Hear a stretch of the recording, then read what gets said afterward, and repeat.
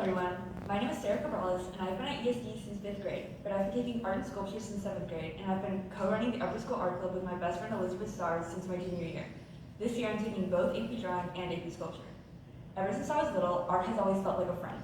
Being an extremely quiet kid, I could always depend on art to carry me through lonely days. When my siblings and I started to compare and compete against each other more often, I relied on my artistic side to establish my identity. And even now, I have a constant outlet against boredom.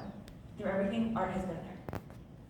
My AP Drawing portfolio this year is focused on rats trying to be seen as and act like humans. Rats have always been looked at with disgust and judgment. They are seen as nothing more than street rodents who eat our trash and spread diseases. I wanted to paint them in a new light, showing how they would act if they were given parts of humanity, and that even if they attempt to mimic the personality of people, they still fall short. They can remove parts of themselves to try to fit in, but they are and will always be profiled as what we know them as, rats.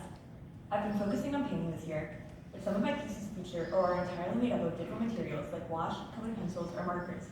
I've also been expanding what surface I painted on, from canvas to plexiglass. My focus on rats has allowed me to have fun with what I make, being able to enjoy both the media I use alongside the absurdity of my portfolio topic. This is a painting I did last year from my AP 2D art portfolio. The canvas is taller than I am, and it felt pretty daunting when Mr. Negroni had asked me to use it. It's titled Spotlight because this piece is a representation of the expectations people set on you when you're good at something at a young age. At some point, you're no longer allowed to just be good at it, but you have to be great at it. The best even. I hope this extends past my own experience with art into your own lives, especially the students who are gifted in specific areas like academics, arts, or sports, and that people are able to see themselves in my portrait. And my AP Sculpture portfolio is an attempt to capture the imagination I held as a child. This has been proven difficult as I'm clearly no longer a child. However, I have been working since sophomore year to create an imaginary friend someone would have had at that time.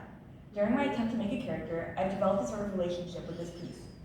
My classmates and I have watched him grow from a wooden skeleton to an entire being. He goes by a new name every day, whichever one me or someone else comes up with whenever we get an idea for it. I eventually started treating him more like a person and less like a sculpture as he developed further, and I could only drag him around the classroom by his hands as any other means felt disrespectful. At one point, I had to take off his head to restart it and honestly had to hold back an apology to him as Mr. Larson got out the saw. My sculpture and I have had our ups and downs with each other, especially as my patience towards him grows thinner near the end. But all in all, I think he would make a pretty good friend. My art experience at ESD has shaped my life like no other area here. It's always been there to give me an outlet to express myself and gain confidence in my skills and ideas. And now I plan to pursue designing characters in the future. Not only do I want to develop my love for drawing and creating characters and stories, but I hope to one day spark the inspiration in a child who, like me, had art as a friend. Thank you for coming, and I now would like to introduce Catherine Hess.